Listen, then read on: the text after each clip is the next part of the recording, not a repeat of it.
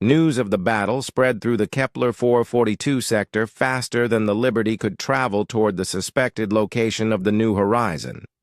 Emergency broadcasts flooded communication networks as three allied species tried to understand what had just happened to their combined military forces. General Kassar of the Mokari Defense Force received the tactical reports with disbelief. 12 Zephyrian patrol ships had engaged a single human warship in direct combat. The result was complete defeat for the alien fleet without a single human casualty or significant damage to their vessel. "This is impossible," General Kassar growled as he studied the battle data. "No single ship should be able to defeat an entire patrol fleet. Either these humans have technology far beyond our understanding, or this is some kind of deception." Tactical Prime Zekth of the Vexini analyzed the same information with his species' characteristic attention to detail. His insect-like mind processed the tactical implications with growing concern. Analysis indicates human weapon systems are approximately 4 generations ahead of current sector technology, Zekth reported to his superiors. More concerning is their tactical approach.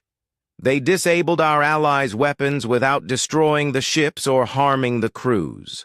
Council Leader Mordak convened an emergency session with representatives from all 3 species. The holographic conference room filled with worried alien faces as they tried to develop a response to this unprecedented crisis. "The human warship is continuing deeper into our sector," Mordak reported. "Our combined fleet response will not reach intercept position for another 3 hours. By then, this Captain Morrison could reach any target in the sector." General Kassar proposed an immediate military solution. "We should deploy every available warship to stop this human invasion. If we concentrate our entire fleet, we might be able to overwhelm their defenses." Tactical Prime Zekth disagreed with this approach. "Analysis suggests that concentrated attack would result in massive casualties among our forces. Human restraint in the previous engagement may not continue if they perceive existential threat." Meanwhile, aboard the Liberty, Captain Morrison monitored the alien military response while focusing on his primary mission. The energy signatures from the moon system were becoming stronger as they approached, suggesting that they might have found the missing civilian transport. Dr. Chen studied the communication intercepts from the alien fleet movements. "Captain, I am detecting increasing panic in their military communications. They seem to believe we are conducting a reconnaissance mission before a full human invasion." Lieutenant Commander Rodriguez provided a tactical update. "Sir, we have over 40 alien warships converging on our general area. The largest ships appear to be heavy cruisers with significantly more firepower than the patrol vessels we encountered." Morrison understood that the situation was escalating beyond his control. His decision to push through alien resistance had triggered the largest military mobilization in the sector's recent history. "Parker, any response to our distress signal broadcasts?" Morrison asked. The communications officer checked his instruments. "Sir, we are receiving a very weak signal that might be from human equipment. The transmission is heavily distorted, but it appears to be coming from the 3rd moon in the system we are approaching."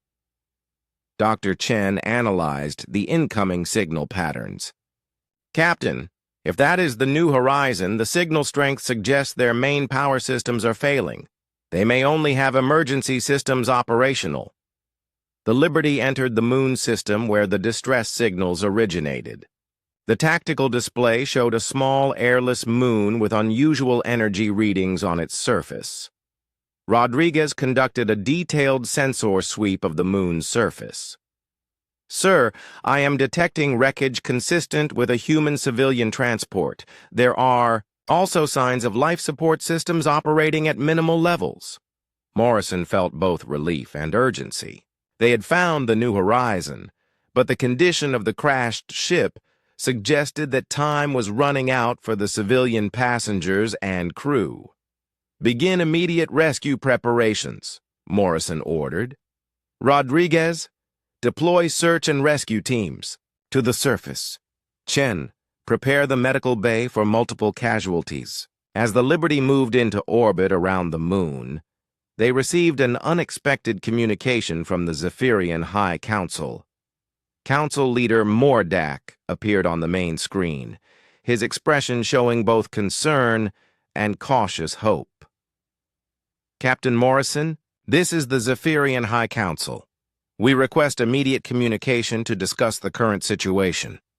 Morrison activated the response system.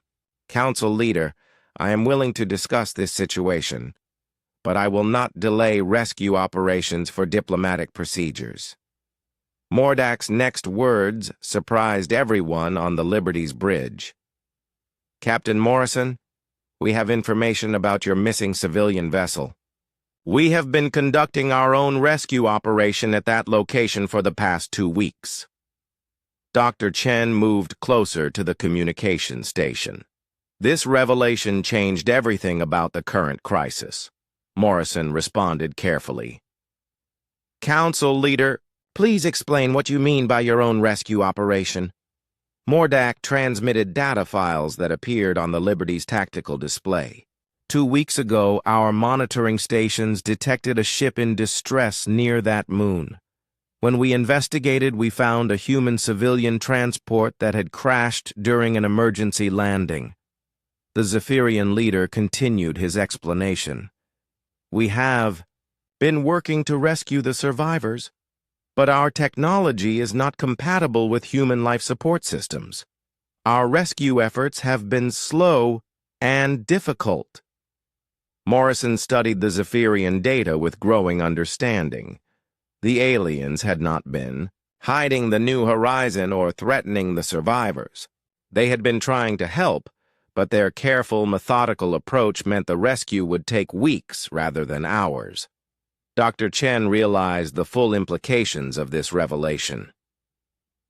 "Captain, the Zephyrians did not know how to contact Earth about the survivors. They have been conducting their rescue operation according to their own cultural standards." Rodriguez provided an update on the surface situation. "Sir, our rescue teams have reached the crash site. We have 197 survivors in critical condition. They need immediate medical attention." Morrison made a decision that would reshape relations between humanity and the Kepler 442 sector. "Council leader Mordak, we offer our assistance in this rescue operation. Human medical technology may be able to help the survivors that your people have been protecting." Mordak's expression showed obvious relief. "Captain Morrison, we accept your assistance. However, we must address the military situation that has developed during this misunderstanding." Morrison looked at the tactical display showing dozens of alien warships still moving toward their position. The rescue of the New Horizon survivors was just the beginning of resolving this crisis. "Council leader, I suggest we work together to save these civilians first," Morrison replied. "Then we can discuss how to prevent future misunderstandings between our species." The Liberty began landing operations to evacuate the New Horizon survivors, while alien and human medical teams prepared to work together for the first time in galactic history. The first warning shot from Captain Zorketh's patrol ship streaked across the bow of the UHS Liberty.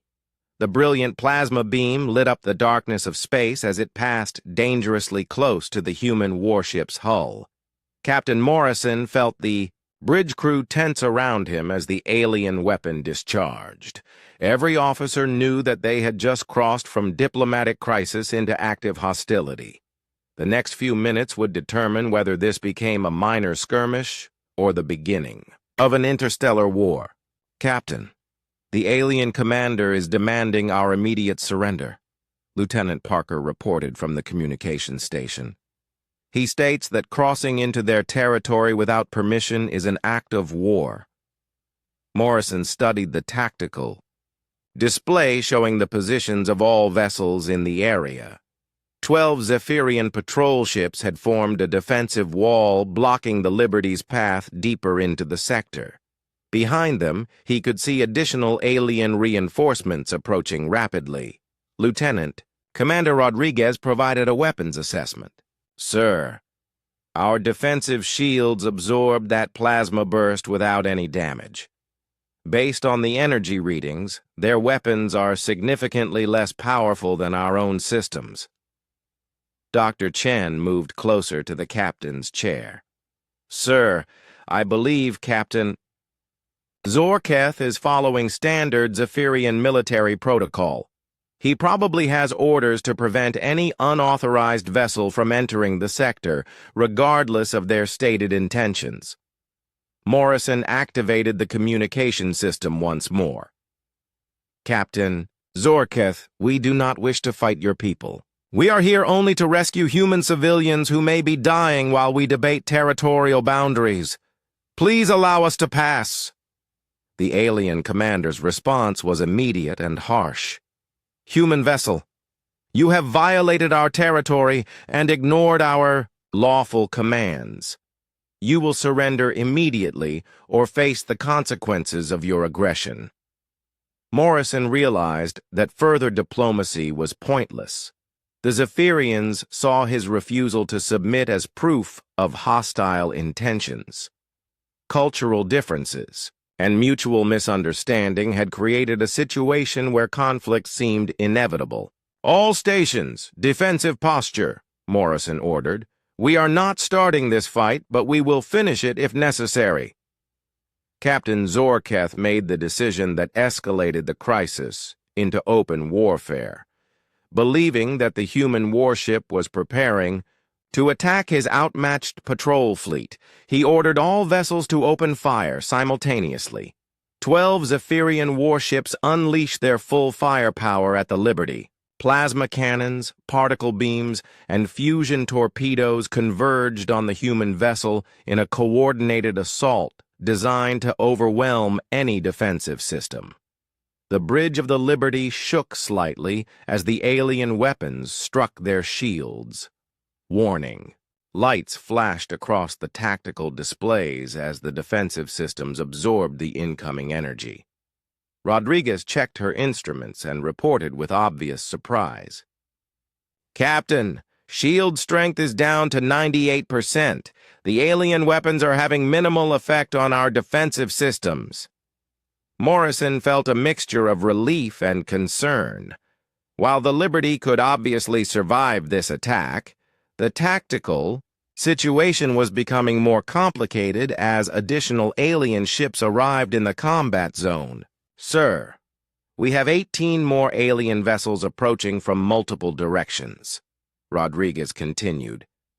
If they all attack at once, we could face over 30 enemy ships. Dr. Chen watched the tactical display with growing alarm.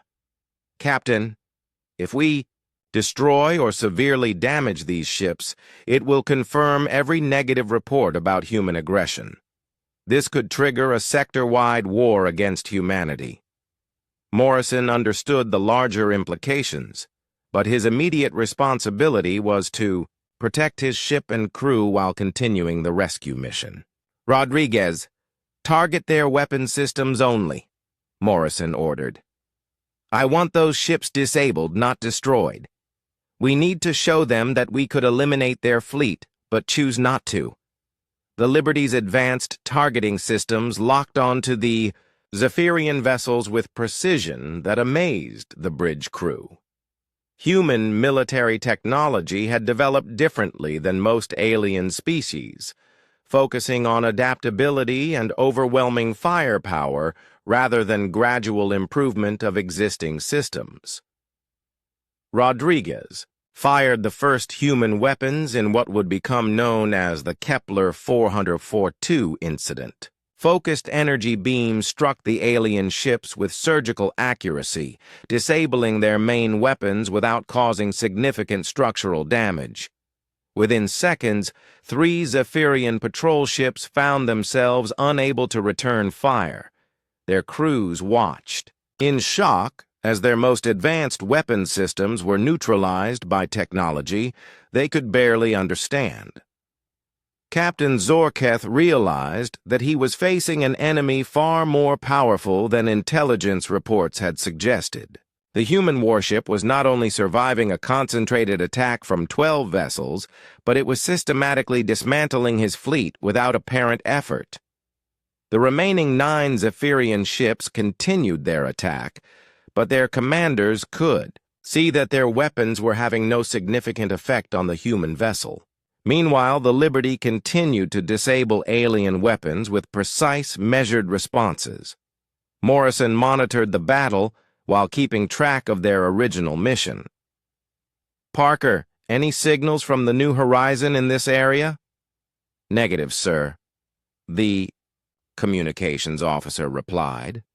"But we are detecting some unusual energy readings from a moon system about 6 hours deeper into the sector."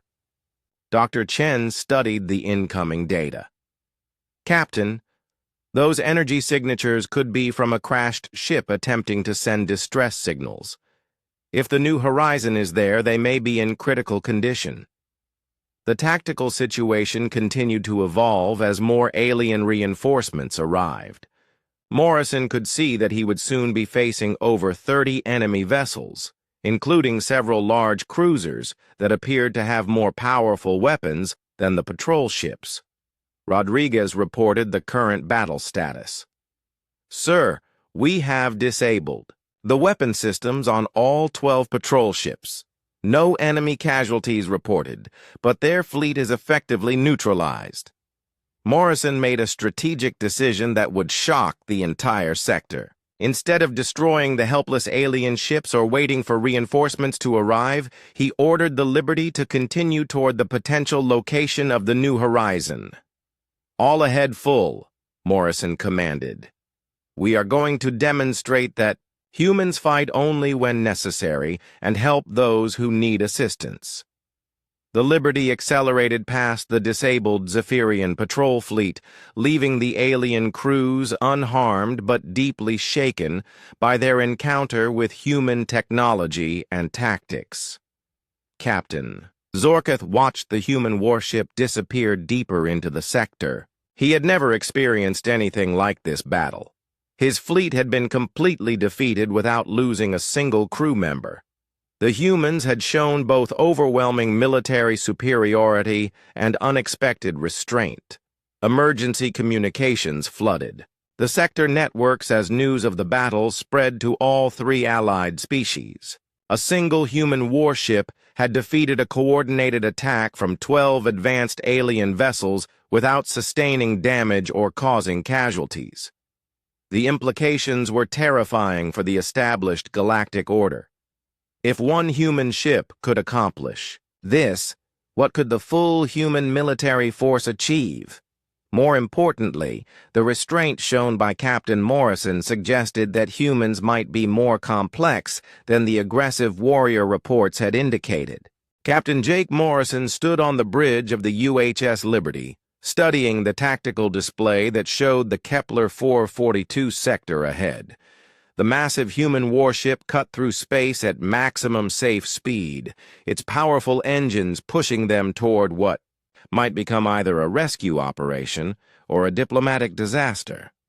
Morrison was a veteran of the Terran Federation Navy with 15 years of experience in deep space operations. His weathered face showed the stress of command, but his eyes remained focused and determined. The lives of 200 human civilians depended on his decisions in the next few hours. Lieutenant Commander Amy Rodriguez approached from the tactical station, her expression serious. "Captain, we are detecting massive military movements throughout the sector. At least 30 alien warships are moving toward our position." Morrison nodded grimly. He had expected this reaction from the local species. Humans were still new to galactic politics, and their reputation often preceded them in unfortunate ways. "What about the missing civilian ship?" Morrison asked. Communications Officer Lieutenant Ben Parker looked up from his console. Still no response from the New Horizons, sir. Our last communication was 3 weeks ago when they reported engine problems near this sector. The New Horizon was a civilian transport carrying families to establish a new colony on the Outer Rim. When the ship failed to arrive at its destination and stopped responding to communications, the Terran Federation had dispatched the Liberty to investigate. Dr. Lisa Chen, the cultural specialist assigned to the mission, joined the senior officers at the main tactical display. She had spent months studying what little information was available about the species that controlled this region of space. Captain, I need to brief you on what we know about the Zephyrians and their allies, Dr. Chen said. They are extremely cautious by nature. Their society values careful planning and gradual decision-making. Our direct approach to their territory will seem aggressive and possibly hostile. Morrison frowned. Doctor, we have civilians who may be dying while these aliens debate proper procedures. Sometimes direct action is the only option. Dr. Chen understood the captain's frustration, but she also knew how easily this situation could escalate into violence. Sir, the Zephyrians have maintained peace in this sector for over 2 centuries. They will view our refusal to follow their protocols as either desperation or an act of war. Lieutenant Parker interrupted their discussion. Captain, we are receiving a communication from the alien patrol fleet. They are demanding that we halt immediately and submit to boarding and inspection. Morrison moved to the communication station and activated the response system. He knew that his next words could determine whether this mission ended in successful rescue or unnecessary bloodshed. Zephyrian Patrol Fleet. This is Captain Morrison of the UHS Liberty. We are conducting a humanitarian search and rescue operation for missing human civilians. We have no hostile intentions toward your species or territory, but we cannot delay our mission for extended diplomatic procedures. The response came back quickly, and the translation system converted the alien speech into understandable words. Human vessel, you will halt immediately and prepare for boarding. No military ships are permitted to enter this sector without proper authorization and escort. Failure to comply will result in defensive action. Dr. Chen stepped closer to Morrison. Captain, they are interpreting our weapon systems and defensive posture as preparation for attack. In their experience, only aggressive species refuse inspection and demand immediate passage. Morrison studied the tactical display showing the approaching alien ships. The Zephyrian vessels were smaller than the Liberty, but they outnumbered the human ship 12-1. More concerning was the steady stream of reinforcements heading toward their position. Lieutenant Commander Rodriguez provided a tactical assessment. Sir, the alien weapons appear to be plasma-based with limited range and penetration capability. Our defensive shields should be able to handle their firepower, but prolonged combat could damage our systems. Morrison made a command decision that would affect the entire sector. We continue toward the last known position of the New Horizon. We will accept a Zephyrian escort if they insist, but we will not stop for extended inspections or diplomatic delays. Dr. Chen looked worried. Captain, this could trigger a military response from all 3 species in the sector. We might be facing over 50 alien warships within the hour. Doctor, my primary responsibility is to the civilians aboard the New Horizon, Morrison replied. If these aliens want to start a war over a rescue mission, that choice is theirs to make.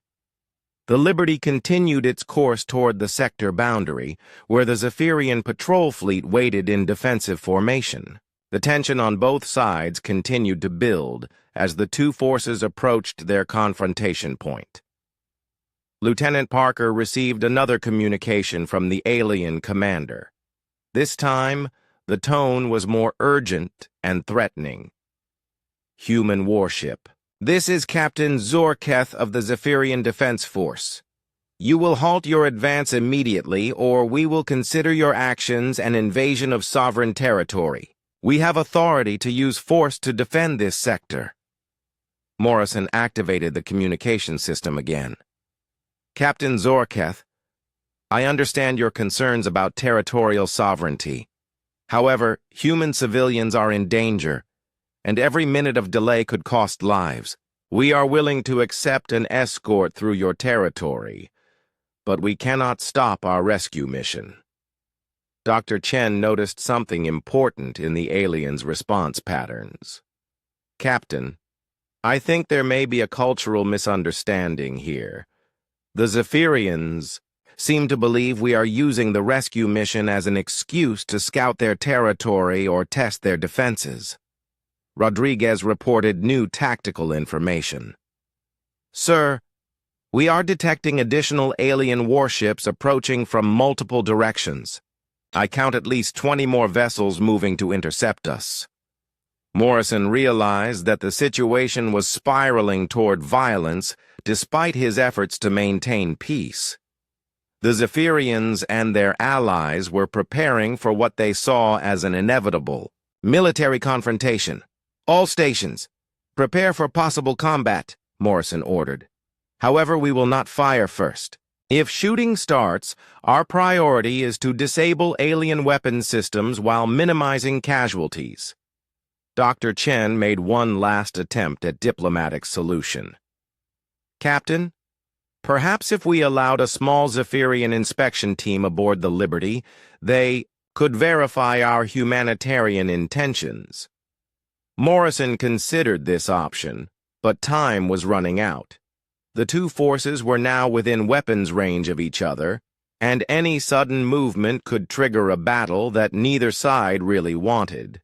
The Liberty crossed into the Kepler 442 sector boundary, officially entering alien territory without permission. The Zephyrian patrol fleet moved to intercept, their weapons systems powering up in preparation for what seemed like an inevitable confrontation. Captain Morrison watched the tactical display as dozens of alien ships converged on his position. In a few minutes, he would learn whether his gamble to save human civilians would succeed or whether it would start the first war between humanity and the Kepler 442 alliance. The warning lights flashed red across the command center of monitoring station Alpha 7. Commander Veltar stared at the massive display screen showing the edge of the Kepler 442 sector. His four eyes widened as he watched the energy readings climb higher and higher. Nothing in the Zephyrian database matched what he was seeing. The sensor operator turned toward him with obvious fear in his voice. Sir, the energy signature is unlike anything we have ever recorded. The power output is 10 times larger than our biggest dreadnought ships. Veltar moved closer to the main console. His blue-scaled hands moved quickly across the control panel as he tried to understand what was approaching their peaceful sector. The Kepler 442 sector had been quiet for over 200 years. 3 different alien species lived and traded, here without conflict. The Zephyrians, the Makari, and the Vexini had built a perfect system of cooperation and mutual benefit. What is the vessel's identification signal? Veltar asked.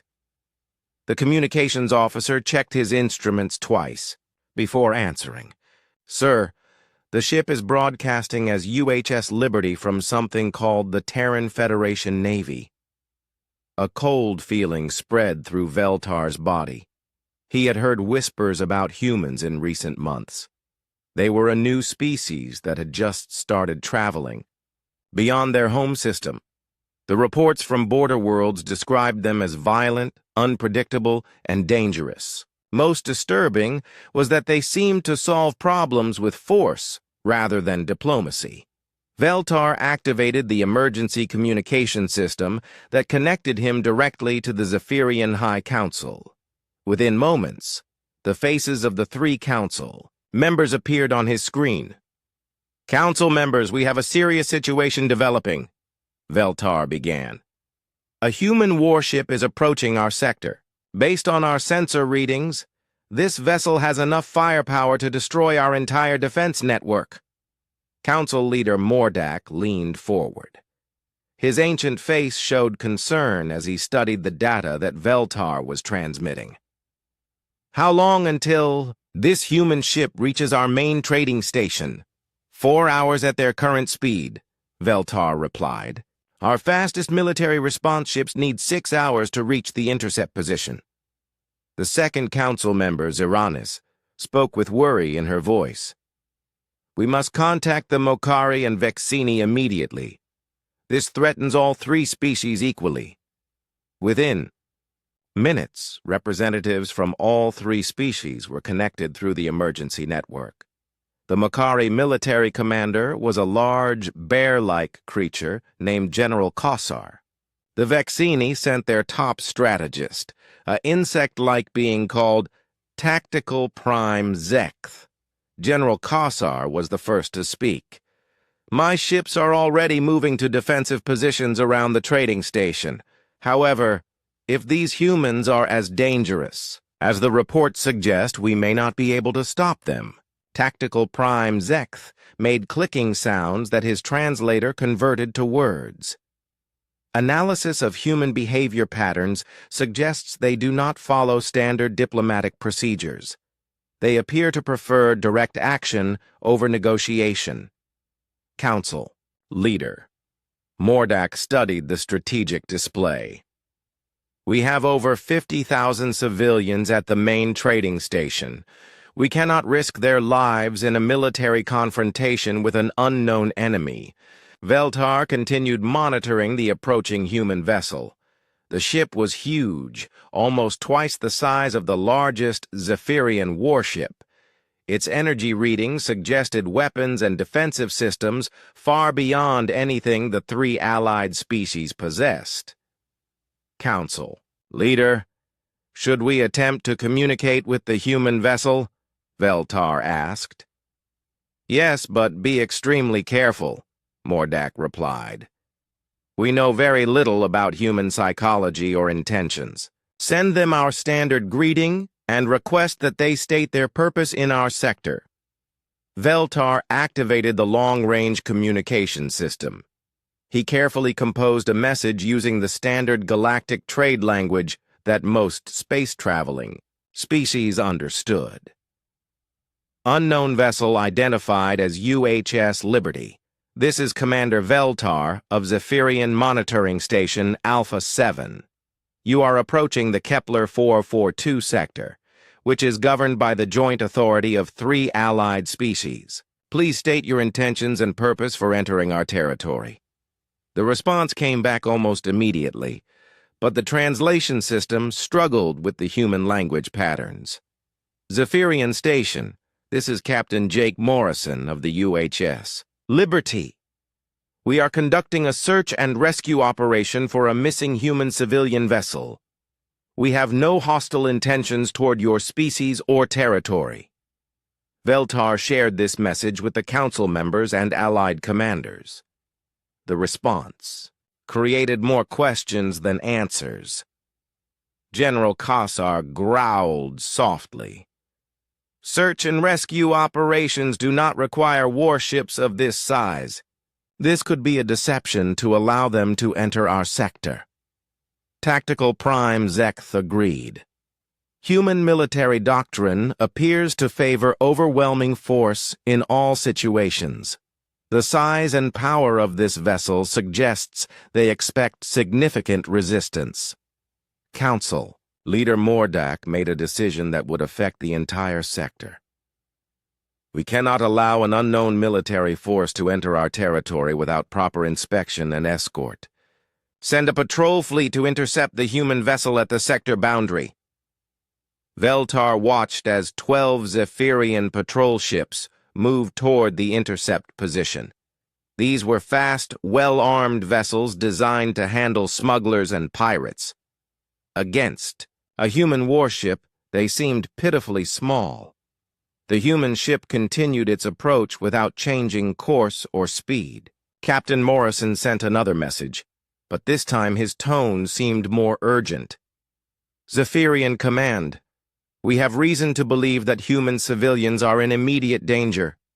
Time is critical for their survival. We request immediate passage through your sector to conduct our rescue operation. Veltar noticed something interesting in the human's voice patterns. Despite commanding a powerful warship, Captain Morrison seemed genuinely concerned about civilian lives. This did not match the reports of humans being purely aggressive warriors.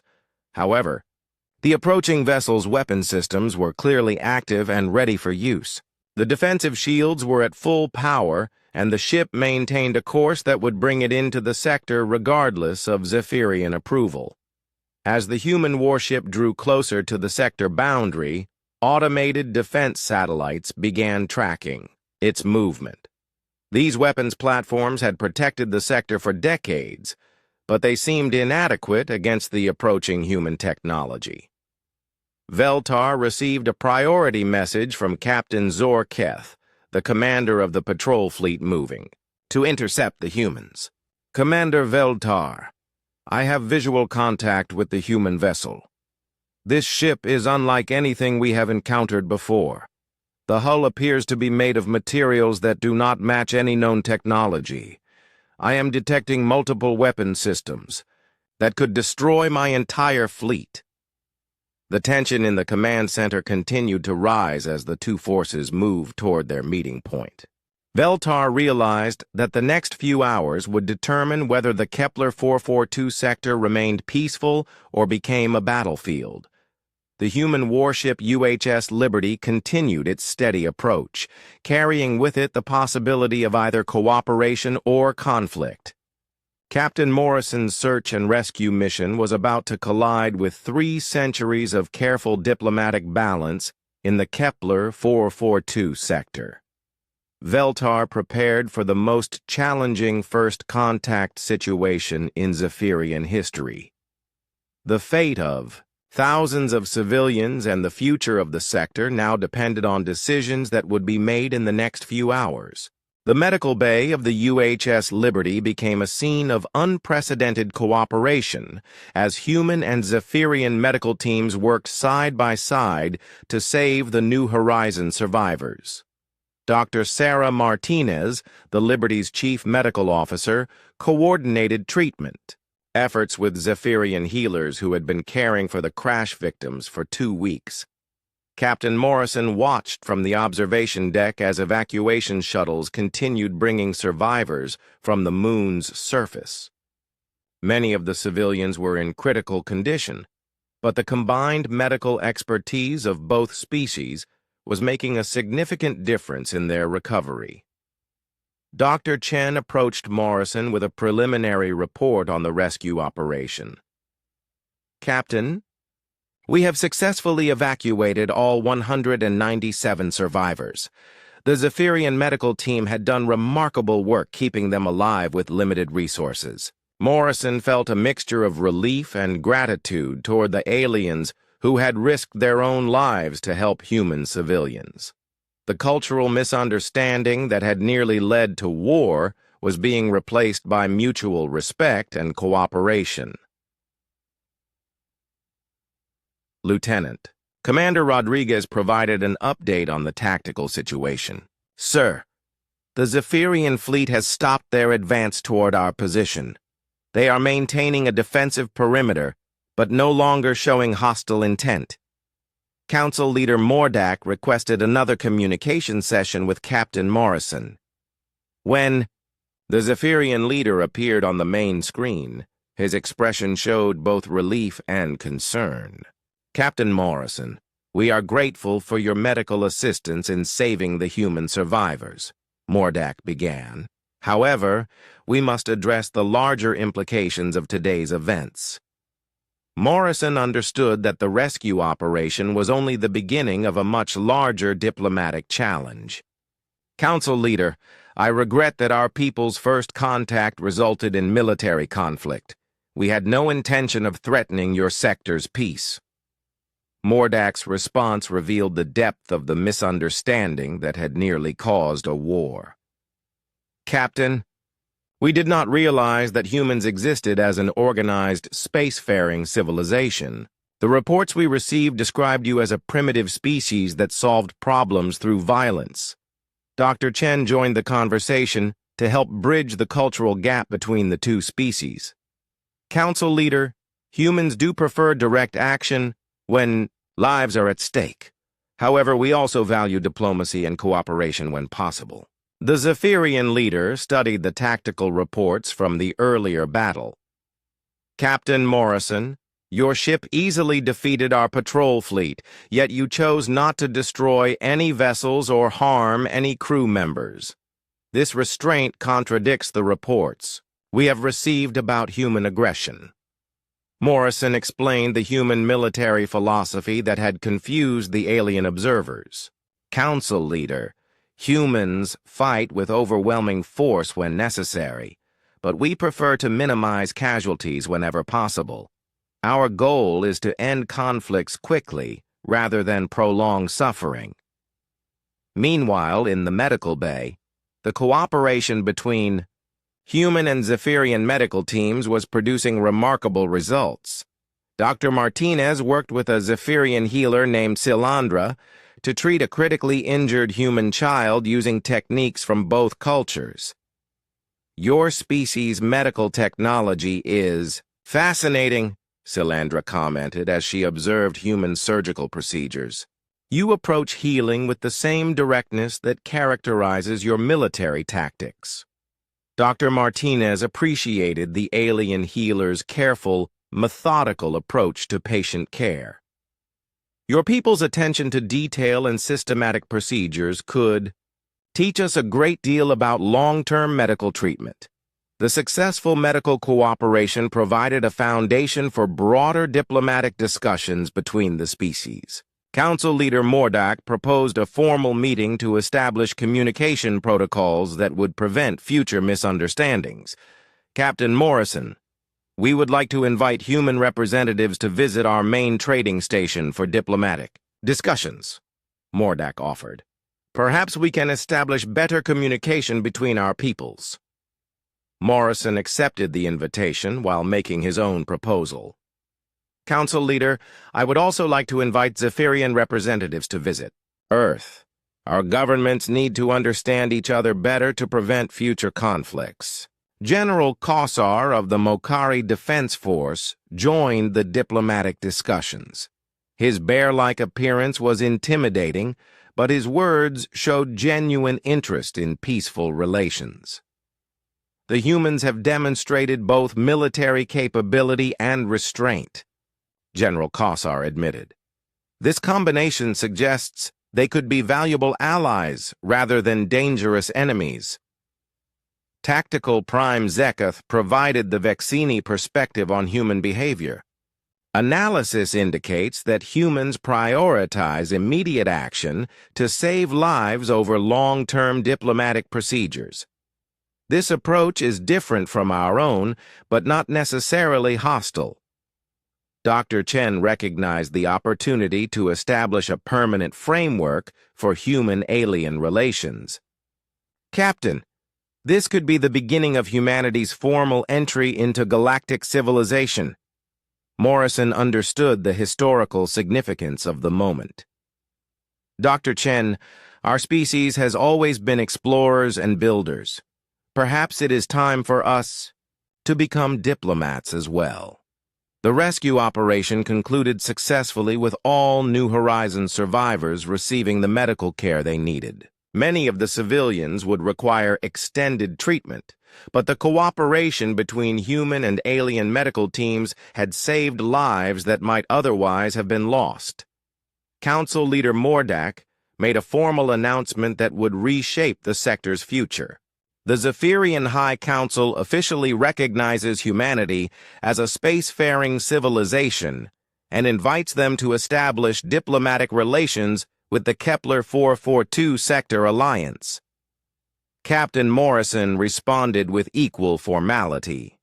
On behalf of the Terran Federation, I accept your invitation and offer our friendship to all peaceful species in this sector. As the Liberty prepared to depart with the rescued civilians, Morrison addressed the alien fleet that had gathered to oppose his entry into the sector. To all ships of the Sector Alliance, thank you for your assistance in saving human lives. Today we have learned that our species have more in common than we initially realized. I hope this marks the beginning of a long friendship between our peoples. The alien fleet that had assembled to fight the human warship now provided an honor escort as the Liberty departed the sector. The same ships that had fired upon the human vessel hours earlier now flew in formation as a sign of respect and newfound cooperation. Word of the Kepler 442 incident spread throughout known space faster than any ship could travel. The story of a human warship that entered alien territory to save civilian lives, survived a major battle without casualties, and then worked with former enemies to complete a rescue mission became legendary. Diplomatic missions from Earth began traveling to the Kepler 442 sector within weeks of the incident. The cultural exchange programs that developed between humans and the three allied species would eventually serve as a model for peaceful first contact with other civilizations. Captain Morrison returned to Earth as a hero, but he always insisted that the real heroes were the Zephyrian medical teams who had kept the New Horizons survivors alive until human rescue teams could arrive. The Kepler 442 sector, which had begun the day fearing human invasion, ended it as the birthplace of a new era of interspecies cooperation. The sector that had once been protected by military force was now secured by the bonds of friendship and mutual understanding between different civilizations.